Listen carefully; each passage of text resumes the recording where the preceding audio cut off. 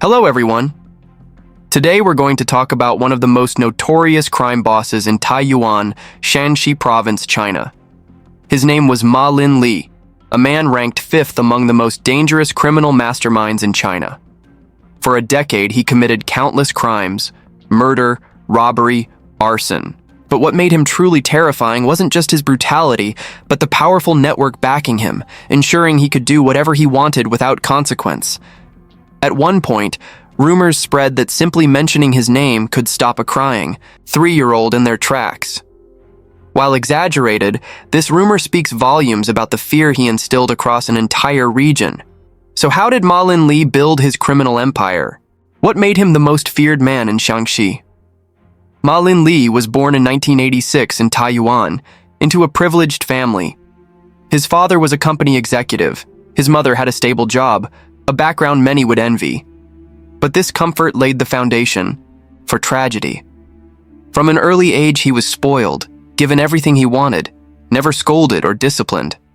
As a result, he became arrogant, refusing to obey anyone. He was hot-tempered, aggressive, and preferred using his fists over words. The first signs of trouble appeared in elementary school. He had no interest in studying, constantly picking fights with classmates, causing headaches for teachers and parents. But neither lectures nor punishments could change him. His family was too busy to monitor him, and he began to spiral. He skipped school, hung out with delinquents, and became a schoolyard bully feared by all. By middle school, his violent tendencies worsened. He attacked people without reason. If there wasn't a fight, he would create one. After each brawl, he seemed exhilarated, treating violence as a form of entertainment. His aggression wasn't limited to school. He started bringing thugs onto campus, wreaking havoc until he was finally expelled. But getting expelled didn't slow him down. If anything, it was the start of a darker path. With no restrictions, he became completely out of control. He spent his days in arcades, nightclubs, and movie theaters, places filled with temptation. The gangster movies of that era only fueled his fascination with the criminal world. With his ruthless nature, fearless attitude, and brutal efficiency, he began making a name for himself in Taiyuan's underworld. Still, these were just petty fights and minor turf wars. But one fateful night in December 1986 changed everything. That month, Ma Lin Li had just turned 18. He was at a nightclub with his gang when a man named Chang Wang accidentally stepped on one of his friend's feet. In a crowded club, such incidents were common. But Ma Lin Li saw it as an insult. A minor accident quickly escalated into a heated argument, then a full-blown fight. During the brawl, Ma Lin Li pulled out a hatchet he carried and hacked Chang Wang to death, also injuring another man in the process. One dead, one injured. Ma Lin Li was immediately arrested.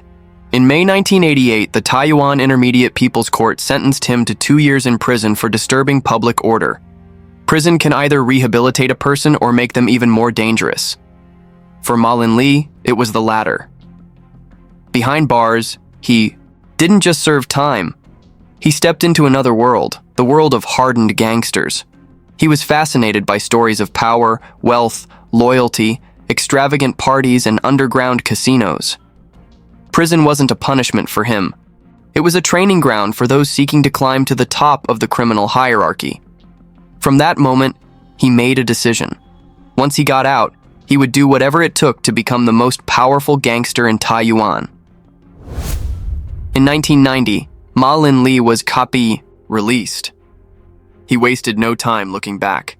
The moment he stepped out of prison, he got to work. First, he reconnected with his old associates, figures like Pingbin Liu, Yi Ren, and Mo Lin Wu.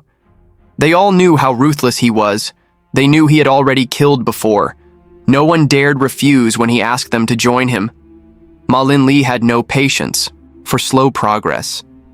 He knew that to dominate, he needed something no other gang had: firearms. At the time, most gangs relied on knives and machetes. But to him, those were outdated. He wanted guns, weapons that could decide a person's fate in an instant. Within months, he managed to acquire a significant arsenal and armed his men. With guns in hand, he held an overwhelming advantage. In no time, his small gang grew into a formidable force, spreading fear throughout the city. From then on, he became even bolder. His gang engaged in brawls, violent assaults, illegal gambling, and drug trafficking. His name started circulating in Taiyuan's underworld, but he knew it wasn't enough. His gang was still seen as a group of small-time thugs. He needed a major event to cement his status as the undisputed leader. One night, he led 5 men, armed with guns and knives, straight to the home of a rival named Mo Guo to settle a score. But that night, Mo Guo wasn't home, forcing them to retreat. Mo Guo knew Ma Lin Li wouldn't let this go. Worse, he had firearms, meaning anything was possible. Avoiding the fight wouldn't solve the problem in the long run. About 2 weeks later, consumed by fear, Mo Guo sought Ma Lin Li out to beg for mercy. But his humility didn't soften Ma Lin Li. It only fueled his cruelty. He ordered his men to beat Mo Guo mercilessly. Then he personally pulled out a gun and shot Mo Guo twice in the legs, making him collapse. Still, it wasn't enough. His gang continued to pummel Mo Guo with sticks, raining down blows on his back, shoulders, and entire body. Every strike was a statement of dominance, a bloody declaration of power. Mo Guo groaned in pain, but soon his cries faded. By the time they stopped, his body lay motionless. He had lost too much blood. He didn't survive. When Ma Lin Li realized he had killed him, he simply smirked, then walked away with his men as if nothing had happened. News of the murder spread like wildfire. Overnight, Ma Lin Li's name became legendary in Taiyuan's underworld. People whispered about him, a cold-blooded killer, a ruthless predator. He was likened to a wild wolf, charging into the criminal world with fury and limitless ambition. At just 23, he had already become a nightmare. However, compared to the real powerhouses of the time, he was still just a rising star.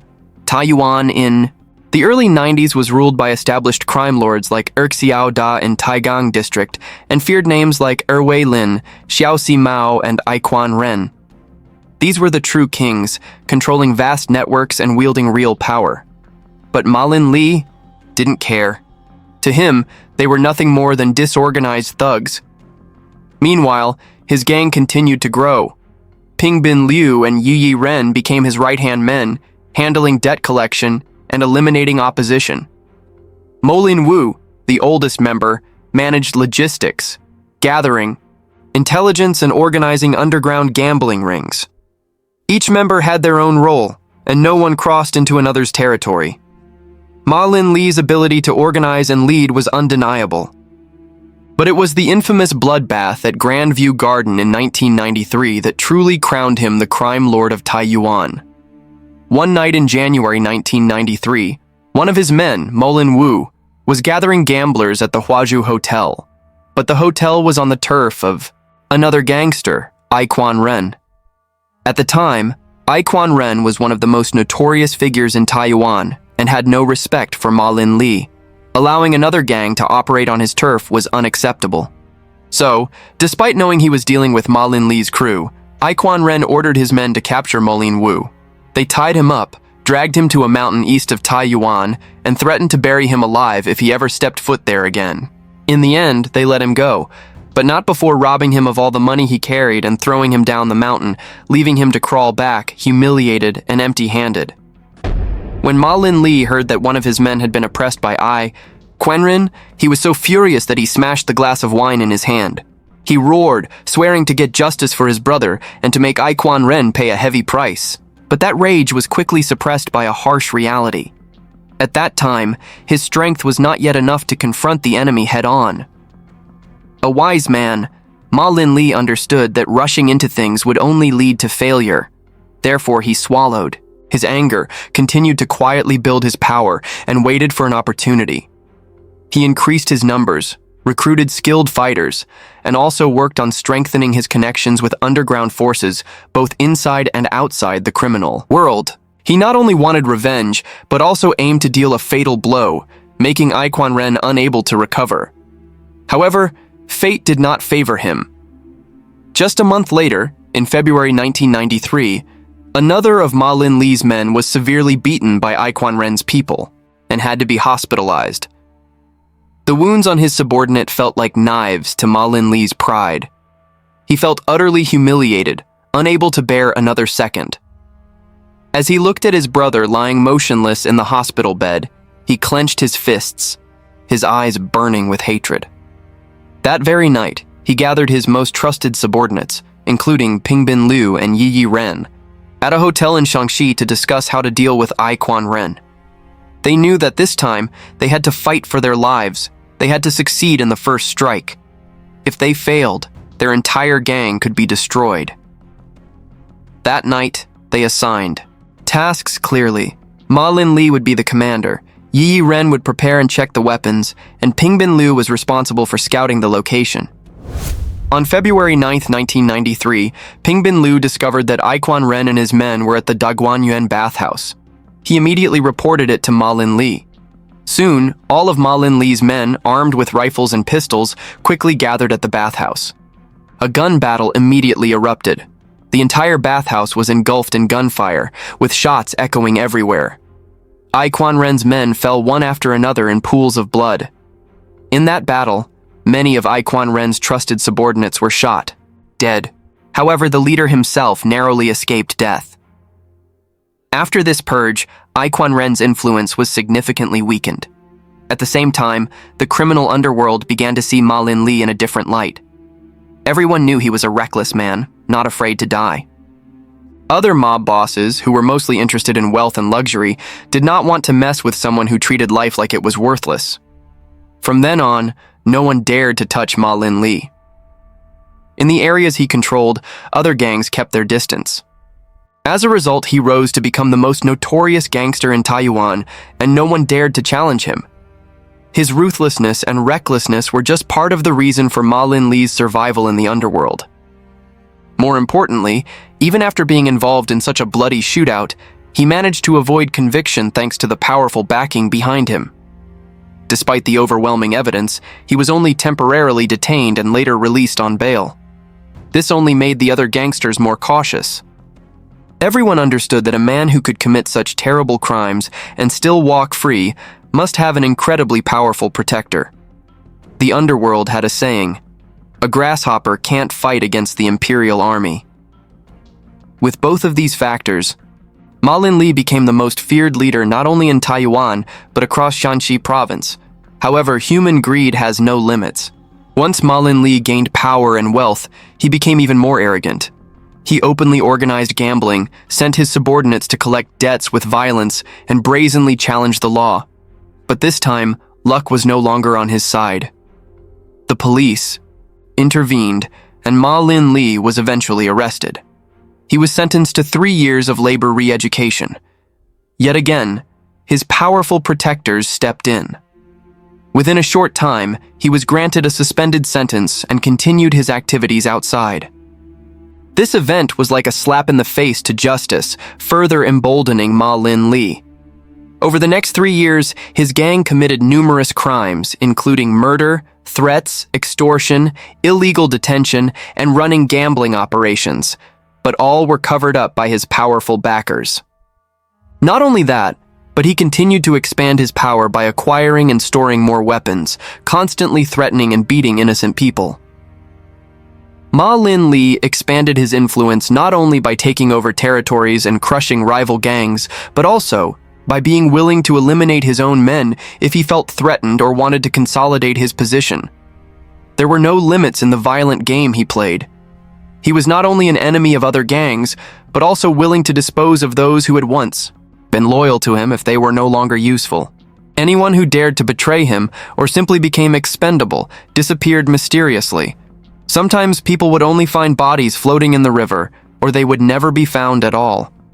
In 2000, China launched a campaign to crack down on organized crime, and Ma Lin Li was listed as a key target to eliminate. When the investigation was carried out, the task force discovered that from 1995 to 2000, he had managed to buy over 20 firearms and a large amount of ammunition. The gambling networks he ran spread across nightclubs and hotels in Taiyuan. He and his gang used violence to collect debts, hunted down slow payers, and were involved in numerous brawls and assaults. During this period, he also illegally detained more than 10 innocent people. Thanks to these illegal activities, Ma Lin Li accumulated a vast fortune. He lived in extreme luxury, drove expensive cars, and always had a team of armed bodyguards for protection.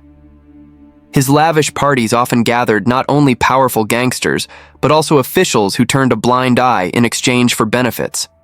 He once confidently declared, "As long as I have money, no one can touch me." And for a long time, he proved this to be true. However, no matter how powerful one becomes, they cannot escape the cruel law of fate. Those who sow the wind must reap the whirlwind. In December 2001, he was arrested by the police for organizing and leading a criminal gang. On January 17, 2004, the Taiyuan Intermediate People's Court sentenced Ma Lin Li to death. He could not believe he had been sentenced to death and was completely devastated. Hoping to earn merit to escape the death penalty, he revealed all the powerful connections that had protected him over the years, from high-ranking officials to the vice secretary of the provincial party committee. His protectors were indeed formidable. But none of this could change the fact of the crimes he had committed. After his appeal was rejected, the court upheld the original sentence. On December 20th, 2005, the death sentence for Ma Lin Li was officially carried out. When you hear the name Mr. Dog Food, the first thing that might come to your mind could be a dog lover or someone who owns a dog food company, right? No, you might be completely mistaken if you have such an innocent thought. This is the story of Rollo Stills, also known as Mr. Dog Food, and how he became the biggest drug dealer in Atlanta. Born on February 12, 1995 in Atlanta, Georgia, Rollo started life under the name Terrell Davis. It was only later as an adult that he became commonly known by his stage name Rollo Stills, which he chose for his rap career. Rollo didn't have an easy start in life, as he was born in what was considered the most dangerous area of Atlanta's suburbs and the fifth most dangerous in the entire United States. This area, often referred to as the Bluff, is located around the English Avenue and Vine City neighborhoods. Many magazines have described this area as an open-air drug market with snow on the ground, being a nickname for heroin. One journalist even recalled being chased by dealers while driving through the area. But drugs weren't the only problem. The Bluff was infamous for its high crime rate, where violence was a regular part of daily life. The area was so bad that an average house would only cost about $10,000. Imagine growing up in such a place. It's not exactly a breeding ground for opportunities to improve one's life, and Rollo was no exception. With the foundation laid by his father, a major drug dealer, Rollo was almost destined to follow in his father's footsteps from an early age. As a child, he was in and out of juvenile detention for various reasons, including drug dealing, armed robbery, and even kidnapping. Before reaching adulthood, Rollo claimed to have been jailed 32 times. In many high-crime areas, a few gangs run the Bluff, but the gang Rollo was loyal to was Fam America. His gang would later be recognized as Atlanta's most dangerous street gang for 2 consecutive years. By the time Rollo reached his teenage years, he was already out on the streets selling drugs, specifically crack, earning him the nickname Dog Food. Crack is the street term used by gangs as a code word for drugs. However, Rollo had bigger dreams for his life. He wanted to make a lot of money and quickly build a reputation on the streets by dealing as much as possible. By the time he reached his 20s, Rollo claimed to have made over $12 million from drug dealing, but this wasn't necessarily good news for the young man. Publicly boasting about it to the world was bound to get him into trouble. In 2012, Rollo started using social media to post his highlights. These posts often featured photos of the young man posing in front of the camera with massive stacks of cash, all of which were earned from selling crack. However, after a short stint in jail, Rollo decided he wanted to take his rap career seriously. He had started rapping at the age of 11, but since his main job was dealing drugs, it wasn't until one of his last stints in jail that he decided to focus on his music career.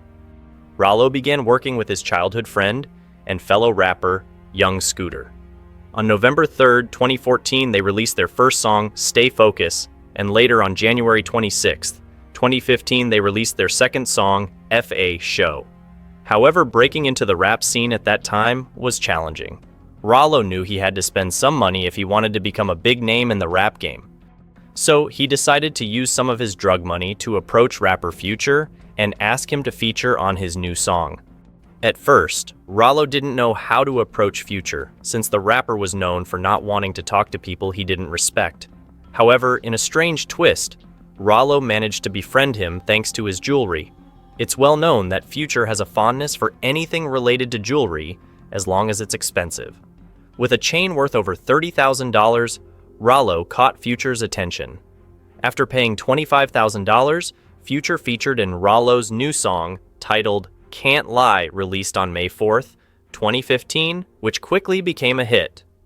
Today, Can't Lie has garnered over 7 million views on YouTube. This song helped Rollo stand out in the rap scene, and he was eager to continue with more tracks and even an album. However, as his fame grew, Rollo began facing issues related to his connections with his gang. Soon after, news outlets reported that he was part of a dangerous criminal organization. Rollo tried to change the public's perception of Fam America, claiming that it wasn't a gang and that he had rebranded it to establish a foundation and community center in his area. However, this claim was quickly proven false. Over time, Rollo's identity as a drug dealer and gang member wasn't helped by his frequent posts of photos and videos showing him with hundreds of thousands of dollars. This wasn't the kind of money he earned from his early rap career, and these photos would come back to haunt him in the future. By 2016, Rollo's rap career was on the rise with numerous social media posts flaunting his massive wealth. At first glance, it seemed like this Atlanta rapper had succeeded in escaping his difficult childhood and building a better life for himself. However, it wasn't long before Rollo began boasting in interviews about how he had made over $12 million from dealing drugs before becoming a rapper. He even claimed that he made more money from selling drugs than from rapping. Despite this, Rollo continued to release new songs in 2016, many of which featured well-known and beloved rappers in the industry. By this time, Rollo started bragging on social media about owning around 5 houses and 26 apartment buildings in his neighborhood in the Bluff. These apartment buildings were in fact where Fam America conducted all its gang activities. Not suspicious at all, right? Clearly, no matter how successful Rollo became, he didn't want to completely sever ties with his past. By 2017, things were really going well for Rollo. On February 12th, 2017, he announced that he had become a newly signed partner with Gucci Mane, a rap legend in Atlanta. This was a big step forward for Rollo, as it meant he was on the verge of success in his rap career.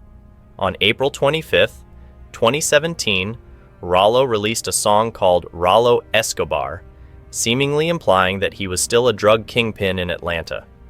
In an interview, he also revealed that the apartment complex where his gang lived was called Pakistan, and he claimed they weren't dealing drugs from there. Instead, he said he provided everything the gang needed with his own money.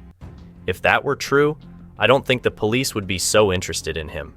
Rollo was clearly aware he was under the authorities' watch when he stated on social media that agents were constantly surveilling him. This didn't stop him from posting photos and videos of himself with lots of money, and he even publicly taunted the police, claiming they couldn't do anything to him. By the end of 2017, Rollo was no longer pretending that the money he flaunted came from rapping.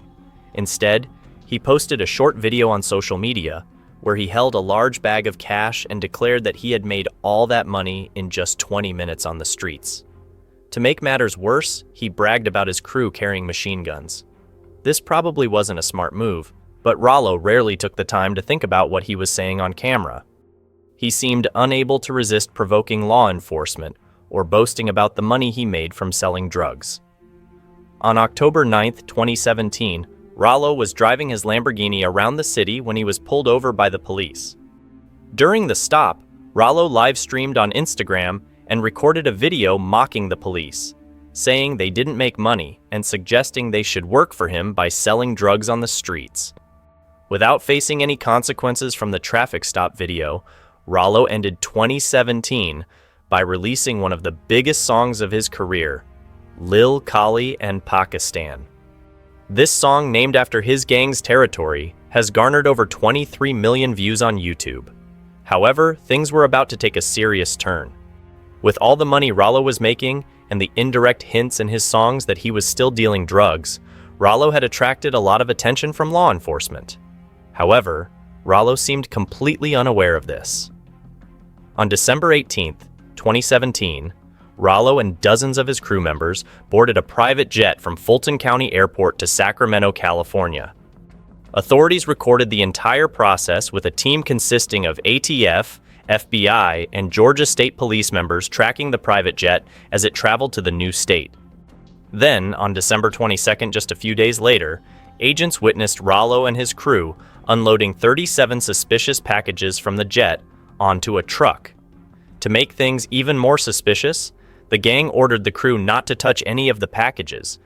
Not wanting to reveal their presence too early, the agents allowed the gang to leave the airport. They then followed the truck from a distance before pulling it over for not having its headlights on. Clearly, the gang's efforts to be discreet were not enough to evade police surveillance. After checking the truck's information, police discovered that it was registered to Rollo's address. When they searched the truck, they found the 37 packages they had seen being unloaded from the plane.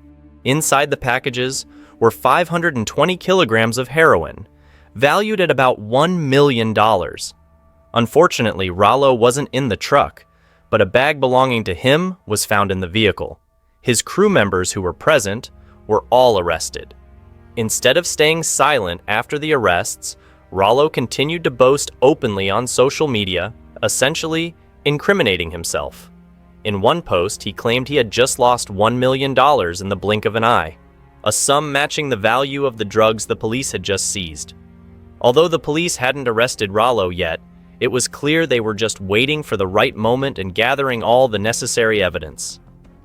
In the months following the truck seizure, Rollo continued posting on social media, flaunting his immense wealth while taunting the police and claiming they couldn't touch him. Meanwhile, it seemed like the police were intensifying their investigation. In February 2018, Rollo posted a live video on Instagram as he retrieved his Lamborghini Aventador from the police impound lot after being arrested a few days earlier for a traffic violation. Then, on February 24th, his tour bus was pulled over and searched by the police, suggesting they were busy building a case against him. Despite this, Rollo seemed oblivious to the situation and continued posting videos and photos mocking the police. Everything came to a head in April 2018. On April 14th, 2018, the ATF and FBI received information that Rollo and some of his crew were about to repeat their drug trafficking activities. They had chartered a private jet to fly from Atlanta to Sacramento, California.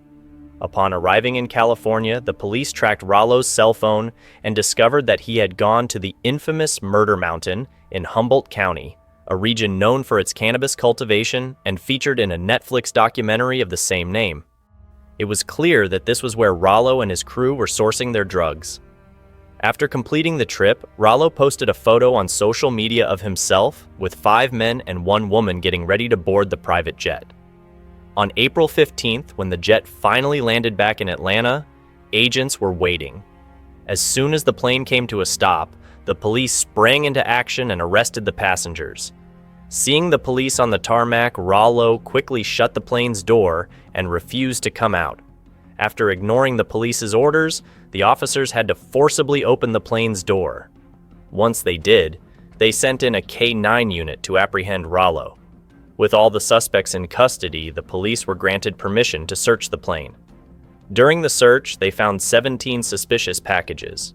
All these packages contained at least 25 kilograms of heroin, totaling approximately 444 kilograms and valued at around $840,000.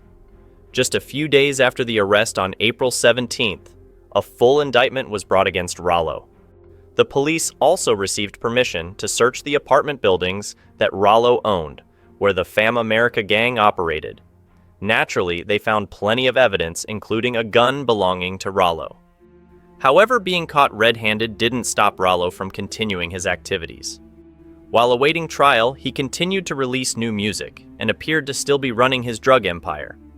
According to the police, this situation became even more serious as his music contained anti-police content, particularly in a song titled 12 Can't Stop, where 12 inches is slang for the police. There were many efforts from both Rollo's lawyers and his fans to secure his release. Several petitions were created, gathering over 50,000 signatures, including those from rap stars like Drake, Lil Baby, and T.I. These petitions were sent to the president, requesting Rollo's release, but they clearly didn't have much impact. On February 19th, 2019, rumors circulated that Rollo was offered a plea deal with a 5-year prison sentence. However, Rollo rejected the offer, insisting that he wouldn't back down. Finally, on January 6, 2020, Rollo was granted bail at $250,000, but he was required to wear an ankle monitor and remain under 24-hour house arrest. While confined to a designated property and forbidden from communicating with the outside world via phone, email, or social media, the police received new information just before the bail agreement was finalized. It turned out that Rollo had continued his drug trafficking activities even while in jail, seemingly using his Apple Watch to do so. Finally, in March 2022, nearly 2 years after his arrest, Rollo went to trial, but the outcome wasn't what he had hoped for. Rollo was sentenced to 8 years in prison, but the time he had already served was credited, along with good behavior allowances, so Rollo would only have to serve a total of 5 years from the date of his arrest. After completing his sentence, Rollo was released in November 2023.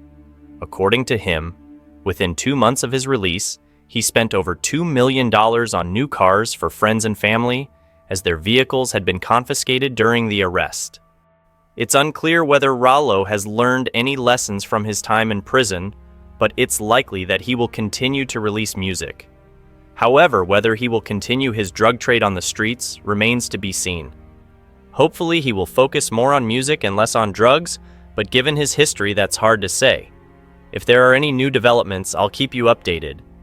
To not miss future videos about Rollo, please like the video and subscribe. What do you think of his story? Leave a comment below to let everyone know. Thank you for watching. Goodbye.